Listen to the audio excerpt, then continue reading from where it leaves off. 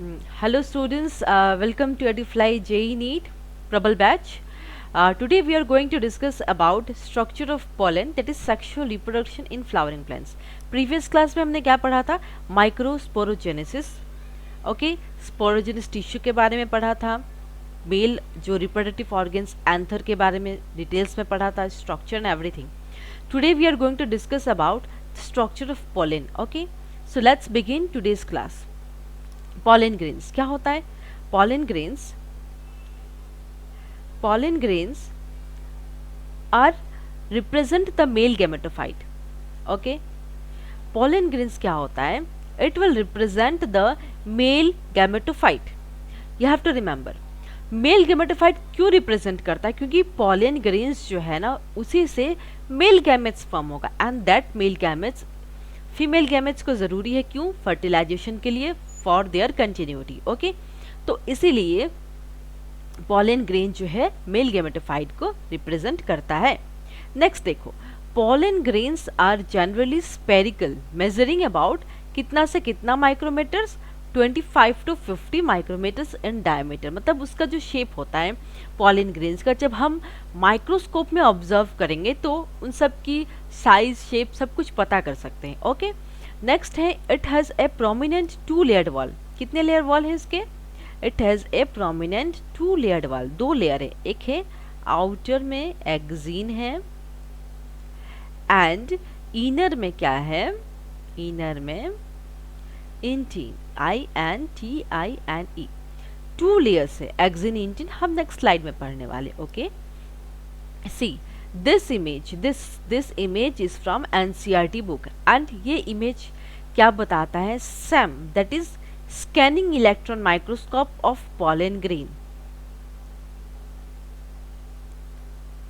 अब SEM क्या होता है? स्कैनिंग इलेक्ट्रॉन माइक्रोस्कोप में हम किसी भी स्पीसीज, किसी भी प्लांट का हम उसमें क्या करते हैं, या कोई भी माइक्रोबियल स्पीसीज हो, उसमें हम उसकी मॉर्फोलॉजी देखते हैं, उसकी अपीयरेंस कैसा होता है ना, बहुत एनलार्ज व्यू में हम उसको देख सकते हैं.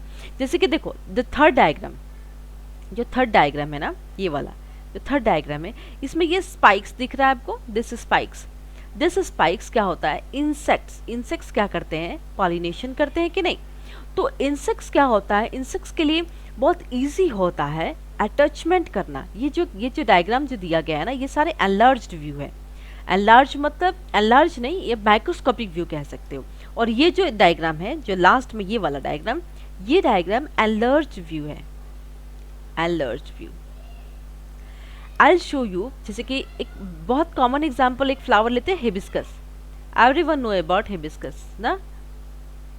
ओके, सो क्या होता है कि ये ऐसा पतला सा निकला हुआ रहता है. This is stigma, this is style and this is ovary. Like मैंने प्रीवियस क्लास में आपको बताया था, स्टिग्मा वो जब पॉलन आता है तो स्टिग्मा ओपन हो जाता है, पॉलन को ले लेता है अंदर, एंड स्टाइल क्या काम करता है? स्टिग्मा से ओवरी तक पॉलन को पहुंचाने का काम करता है, पॉलन ग्रेन्स को, राइट. तो क्या होता है कि यहाँ पे आपने वेट,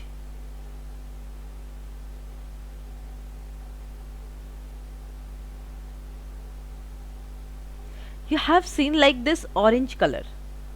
ऐसा ऑरेंज कलर आपने देखा होगा. इसको क्या कहते हैं? पॉलन कहते हैं. ओके, आप सबने हिबिस्कस फ्लावर देखा होगा, उसमें वो ऑरेंज कलर के होते हैं ना, उसको कहते हैं पॉलन. ओके, चलो नेक्स्ट देखते हैं. जो पॉलन कैसे फॉर्मेशन है, तो उसके लेयर के बारे में पढ़ेंगे. The layer of pollens, 2 layers होते हैं. एक होता है हार्ड और outer layer. Hard outer layer को क्या कहते हैं? एक्जीन कहते हैं. And it is made of sporopollenin. Sporopollenin जो है ना, उसका जो आउटर लेयर इतना हार्ड होता है, कोई भी एंजाइम उसको डिग्रेड नहीं कर सकता. मतलब कोई भी एंजाइम उसे खराब नहीं कर सकता, या फिर कह सकते को तोड़ नहीं सकता. किसको? एक्जीन को, आउटर लेयर को. ओके, जैसे कि मैं आपको यहाँ का डायग्राम दिखाती हूँ. दिस इज आउटर लेयर और एक इनर लेयर है. तो आउटर लेयर क्या है? एक्जीन है. और इनर लेयर को क्या कहते हैं? इंटीन कहते हैं. ओके, आउटर को एक्जीन कहते हैं, इनर को इंटीन कहते हैं. ठीक है, तो कोई भी एंजाइम जो है स्पोरोपोलिन को डिग्रेड नहीं कर सकता। नेक्स्ट देखते हैं, जो inner wall of pollen grain है ना, उसको इंटीन कहते हैं। इनर वाल, जैसे कि मैं यहाँ पे आपको डायग्राम बना के दिखाती हूँ। इनर वाल को क्या कहते हैं? Pollen grain, and it is made up of cellulose and pectin. तो I show you with the help of diagram. So this is the outer layer, this is the inner layer. Okay, तो ये outer layer एक्सिन है, inner layer जो है एंटीन है। Okay, तो जो एक्सिन है ना वो स्पोरोपोलिन से बना है। लेकिन अब क्वेश्चन आता है कि इसके अंदर जेनरेटिव सेल है एंड वेगेटेटिव सेल, जो हम नेक्स्ट स्लाइड में पढ़ने वाले हैं। जेनरेटिव सेल और ये वेगेटेटिव सेल है। ओके, नेक्स्ट, तो क्या होता है कि जेनरेटिव सेल क्यों कहते हैं? क्योंकि ये मेल गैमेट्स को जनरेट करता है। क्या करता है? ये मेल गैमेट्स को जनरेट करता है। नाउ द क्वेश्चन अराइजेस कि outside layer is made up of sporopollenin, तो इतना हार्ड लेयर है, तो जो पॉलेन्स है वो वहां से कैसे बाहर आएंगे? तो कैसे आएंगे? जो आउटर लेयर है ना, एक्सिन का जो लेयर है, दिस, यहाँ पे क्या होता है? यहाँ पे जर्म पोर होते हैं। क्या होते हैं? जर्म पोर, इसको कहते हैं जर्म पोर होता है, जहां से क्या होता है? पॉलन ग्रेन्स रिलीज हो जाते हैं। ओके, चलो next will talk about formation of pollen. Cytoplasm of pollen grain is surrounded by plasma membrane. देखो क्या होता है कि ये डायग्राम पॉलन ग्रेन है, तो इसका जो बाहर वाला जो एरिया है ना, ये this area, this is known as, इसको क्या कहेंगे? Plasma membrane. ओके, इसको कहेंगे प्लाज्मा मेम्ब्रेन। और ये जो लेयर है this is known as cytoplasm. Okay, समझ में आ गया the first line? Very interesting. Next is, जब पॉलन मैच्योर होता है, तो उसमें क्या होता है? 2 सेल्स होते हैं, एक है वेजिटेटिव, एक है जनरेटिव। देखो, जब पॉलन मैच्योर होता है तो उसमें क्या होता है? ये वेजिटेटिव है, और जनरेटिव सेल जो होता है वो छोटा होता है, क्योंकि जो वेजिटेटिव सेल है उसमें रिजर्व फूड रहता है, फूड रिजर्व होता है वेजिटेटिव सेल में। और जो जनरेटिव सेल है, ये है जनरेटिव सेल, तो इसमें क्या होता है? ये मेल गैमेट्स को प्रोड्यूस करने के लिए होता है। वेजिटेटिव सेल बड़ा होता और जनरेटिव सेल छोटा होता है, ये आपको याद रखना है। ओके, चलो नेक्स्ट पॉइंट क्या है? जेनेरेटिव सेल स्मॉल है, मैंने आपको अभी बताया, और वो साइटोप्लाज्म में फ्लोट करता रहता है of the vegetative cell. Okay, चलो, and it is spindle shaped with dense cytoplasm and a nucleus. तो क्या होता है कि 60% ऑफ एंजियोस्पर्म में क्या होता है? पॉलन ग्रेन्स जो है वो 2 सेल स्टेज में शेड हो जाते हैं। तो मैं आपको बताऊंगी, और जो बाकी 40% है उनमें 3 सेल स्टेज में जो पॉलन है वो शेड होता है। तो I discuss about first 2 cell में बात करते हैं, 2 सेल स्टेज। ओके, चलिए 2 सेल स्टेज में क्या होता है? देखिए, I show with the help of diagram. ये है आपका आउटर लेयर, ये है आपका इनर लेयर, ये है एक्सिन है outer layer, and this is intine, that is inner layer. और अंदर वाला जो पोर्शन है एक वेजिटेटिव होगा, ये वेजिटेटिव है, और ये क्या है? यहाँ पे जो होगा that is generative cell. Okay, that is generative cell, that means वो मेल गैमेट्स फॉर्म करेंगे। अब क्वेश्चन आता है कि वो अभी मेल गैमेट्स फॉर्म करेंगे एट दिस प्रोसेस? नहीं, वो आगे जाके मेल गैमेट फॉर्म करेंगे, और मैं बताती हूँ कैसे फॉर्म करेंगे। तो यहाँ पे जो पोर है ना, ये बाहर पोर है कि नहीं? यहाँ पे पोर है, जर्म पोर। तो इस जर्म पोर से पॉलन ग्रेन्स रिलीज होंगे, फिर वो पॉलन क्या करेंगे? कार्पेल, फ्लावर का जो कार्पेल होता है वहाँ पे वो बैठेंगे, यहाँ पे पॉलन बैठेंगे, यहाँ पे, एंड वो थ्रू पॉलन ट्यूब फॉर्म होगा एंड उसके थ्रू वो ओवरी तक पहुंचेंगे एंड देन वहां जाके फर्टिलाइज करेंगे और यहाँ जाके क्या होगा, सेल डिवीजन होगा। सेल डिवीजन होगा जब पॉलन कार्पेल पे पहुंच जाएगा तब सेल डिवीजन होगा। That means an mitosis will result to an an, that is 2 male gametes, 2 male gametes form होगा। पहले हैप्लॉइड होगा, first it will stay haploid and then क्या होगा, डिप्लॉइड होगा। Okay, 2 male gametes form. So this was all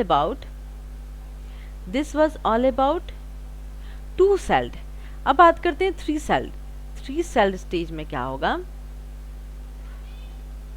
3 celled stage में, 2 celled stage में क्या हुआ, मेल गैमेट्स बाद में जाके फॉर्म हुआ। 3 celled स्टेज में क्या होगा, जो जैसे कि ये सेल है, ये जैसे कि ये आउटर लेयर है, ये इनर लेयर है, डन, फाइन। तो यहाँ पे जनरेटिव सेल है inside, this is the generative cell, generative cell.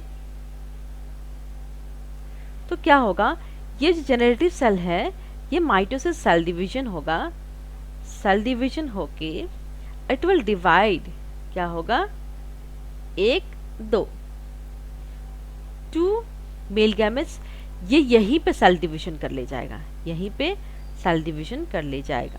That means 2 male gametes will be formed.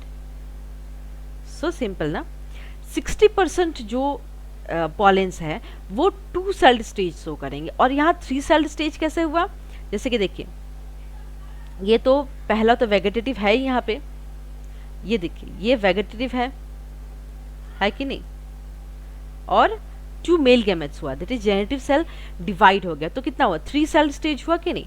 तो इसमें ये बता रहा है कि 60% जो होते हैं वो 2 सेल स्टेज होते हैं और जो 40% है वो 3 सेल स्टेज होते हैं।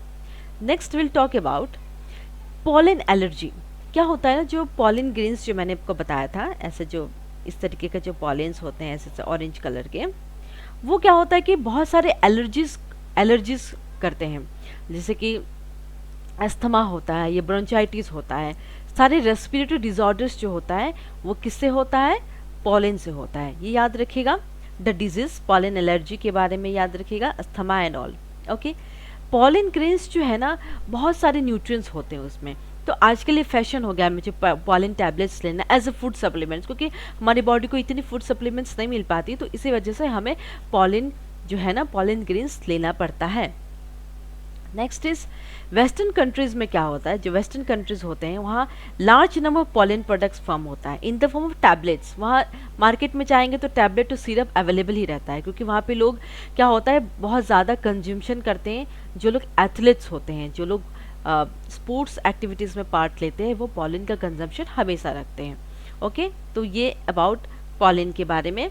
नेक्स्ट है जब भी पॉलन जो है शेड होते हैं, when once they are shed, तो पॉलन ग्रेन्स जो है स्टिग्मा तक पहुंचना ही होगा, अदरवाइज वो वायबिलिटी लूज कर देते हैं, अपनी वायबिलिटी पता वो मर जाएंगे। इसलिए जैसे कि स्टिग्मा मैंने बताया था आपको, दिस स्टिग्मा स्टाइल ओवरी, तो यहाँ पे पॉलन को लैंड होना ही पड़ेगा, सेड होने के बाद it has to land. Okay, next is pollen viability किसको कहते हैं, the period for which pollen grains remain viable, मतलब जितना पीरियड तक वो पॉलन ग्रेन जिंदा रह रहा है उसी को पॉलन वायबिलिटी कहते हैं।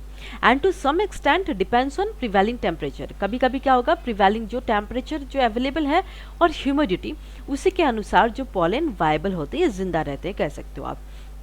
जैसे कि बहुत सारे सीरियल्स होते हैं जैसे कि राइस और व्हीट, उनका पॉलन ग्रेन्स कैसा होता है, वो 30 मिनट्स जब वो पॉलन रिलीज कर देते हैं उसके बाद वो खत्म हो जाते हैं, है ना।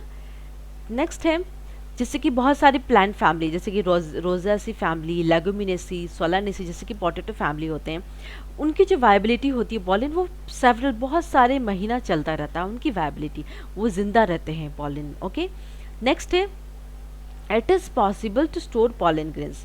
ये पॉसिबल है क्योंकि पॉलन ग्रेन्स जो है ना फॉसिलाइज्ड है, मतलब हम उसको बहुत सालों तक उसको प्रिजर्व करके रख सकते हैं, आप कह सकते हो। तो कहाँ प्रिजर्व करते हैं, या क्वेश्चन याद रखिएगा, लिक्विड नाइट्रोजन में पॉलन ग्रेन को प्रिजर्व करते हैं। डन।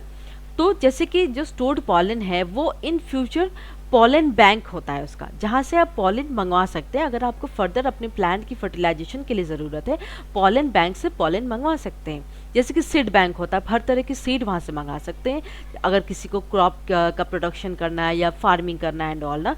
तो जैसे सीड बैंक होता है वैसे पॉलन बैंक होता है। Okay, so thank you. With this I have completed today's class sexual reproduction in flowering plants, structure of pollen हो गया। अब हम next class फीमेल के जो organs है उसके बारे में बात करेंगे। Okay, so with this I'll conclude my class today. Thank you so much.